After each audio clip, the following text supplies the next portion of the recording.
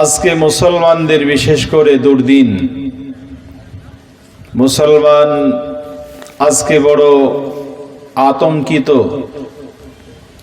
মুসলমান আজকে গোটা পৃথিবীতে নির্যাতিত, নিষ্পেষিত। আমরা দেখলাম লম্বা সময় ধরে কয়েক বছর যাবৎ মারতে মারতে মারতে মারতে শেষ করে দিল। গোটা পৃথিবীতে এখন শুধু একটাই টার্গেট, তার নাম মুসলমান। ফিলিস্তিনকে শেষ করে দিয়েও ক্ষান্ত হলো না। ফিলিস্তিন দখল করে নেওয়ার পরেও তারা শান্ত হলো না।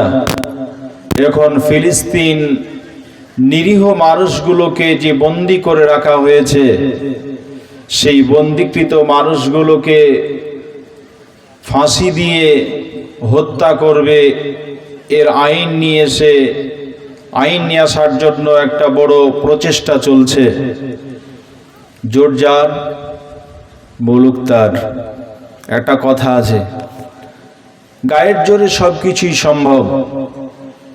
আজকে যে এসআইআর হচ্ছে, প্রকৃত অর্থে এসআইআর, এটা এসআইআর বলা যাবে না। কেন? যে সমস্ত লোকগুলো দীর্ঘদিন ধরে চাকরি করছেন, সরকার চাকরি দিয়েছেন, রিটায়ার্ড হয়ে গেছেন, কয়েক বছর পেনশন পাচ্ছেন, কবরে এক পা উপরে এক পা, এই অবস্থাতে যারা দাঁড়িয়ে আছেন, এই মানুষগুলোর নাম এসআইআরে বাদ চলে গেছে, ডিলিট হয়ে গেছে। আবার অনেক মানুষ মারা গেছেন, তাদের নাম অ্যাপ্রুভ হয়েছে, তাদের নামগুলো লিস্টে চলে এসেছে। আবার নাম, নিজের নামও নেই, বাপের নামও নেই, অ্যাপ্রুভ হয়েছে, আছে না নেই? তার মানে এগুলো বোঝা যাচ্ছে ষড়যন্ত্র করছে। আমরা দেখলাম চোখের সামনে যাদেরকে বাংলাদেশ থেকে আসতে দেখলাম, কোন জাতি সেটা বলছি না, তাদের নাম লিস্টে চলে এলো। যদি প্রকৃতই এসআইআর করতে হয়, তাহলে যারা এদেশের নাগরিক নয় তাদেরকে বাছাই করা হোক, আমরাও চাই সেটা। কিন্তু এটা তো এসআইআর হচ্ছে না, এটা সাপের খেলা দেখানো হচ্ছে। সাপের খেলা বুঝেন? সাপের খেলা দেখানোর মতো পরিস্থিতি। সাপ দেখাই, এরপরে আরো একটু ভয়ঙ্কর সাপ আছে, বিষধর সাপ, এই ভয় দেখানো হচ্ছে। ভয় দেখিয়ে সামনে নির্বাচনকে সামনে রেখে মুসলমান ভোট যাতে করে একটা জায়গাতে পড়ে, তার একটা বড় কৌশল অবলম্বন করা হচ্ছে। আরেক পর্যায়ের মানুষ তারা চাচ্ছে, আরেক শ্রেণীর মানুষ তারা চাচ্ছে যে আমরা ক্ষমতায় আসব, এদেরকে ডিলিট করে দিয়ে পরবর্তীতে এদের নামগুলো নিয়ে আসবো, কিন্তু ক্ষমতা আগে দখল করি।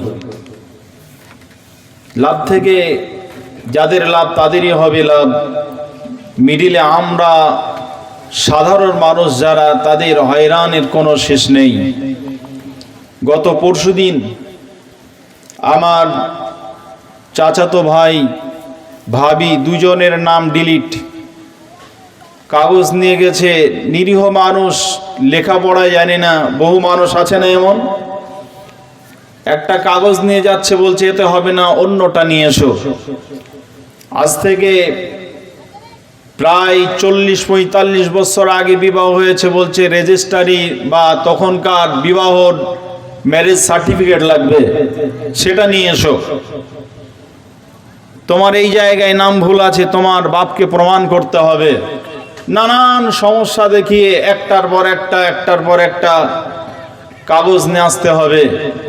বৃষ্টি হয়েছে গতকাল, তার আগের রাতে, তার আগের দিনে এত রোদের তাপ, মানুষ রাস্তাতে ছোটাছুটি করার কারণে অনেকের মাথাতে কাজ করছিল না। ঠিক এহেন অবস্থাতে ভাই ভাবিকে নিয়ে রাস্তাতে যাচ্ছিল, কিছু কাগজ বাড়িতে আছে, সেগুলো নিয়ে আসার উদ্দেশ্যে বাড়ি থেকে আবার যেখানে কাজ করছিল কম্পিউটার সেন্টারে, সেখানে যাওয়ার উদ্দেশ্যে রাস্তায় যেতে মাথা ঘুরে ভাবি পড়ে যাই, ঘাড়ের শিরা কেটে গেছে, এখন কলকাতা পিজিতে ভর্তি আছে, তাও আবার সাধারণভাবে নয়, তাকে আইসিইউতে ভর্তি করা হয়েছে। বলেছে, ডাক্তাররা বলেছেন যে কদিন বাঁচবে এখানেই থাক, বাহির করলে শেষ হয়ে যাবে। এরকম বহু মানুষ, তাদের জীবন শেষ হয়ে যাচ্ছে, ভাই কাঁদছে, কারোর বাপ কাঁদছে, কারোর মা কাঁদছে, কারোর ছেলে কাঁদছে। এরকম দুরবস্থা আজকে আমাদের মাঝে এসেছে না আসেনি? এসেছে। আল্লাহ বলছেন এগুলো মোদির দোষ দিও না, অমিত শাহর দোষ দিও না, এগুলো দোষ দিও না, মমতা ব্যানার্জির দোষ দিও না। দোষ আল্লাহ বলছেন কারোর নয়, দোষ হলো নিজে তোমাদেরই দোষ। কারণ তোমরা যখন আল্লাহকে ভুলে যাবে, আপনারা ভাবছেন এসআর আজকে প্রথম হচ্ছে মুসলমানদের উপরে। জি না, ইতিহাস খুলে দেখেন, যখন ফিরাউন মূসা আলাইহিস সালামকে দেশ থেকে বিতাড়িত করার জন্য এসআর করেছিল, এসআর ভুলে গেছি আমরা? কোরআনে নেই? এসআর হয়েছিল না হয়নি? হয়েছিল। নমরুদ চেয়েছিল যে আমি এসআর করব, আমি এ দেশ থেকে তাড়িয়ে দেব। কাকে? না, নবী ইব্রাহিম আলাইহিস সালামকে এসআর করেছিল। আমাদের নবী মুহাম্মদ সাল্লাল্লাহু আলাইহি সাল্লামকে এসআর করে দেশ থেকে বিতাড়িত করার জন্য বড় ষড়যন্ত্র তৈরি করেছিল।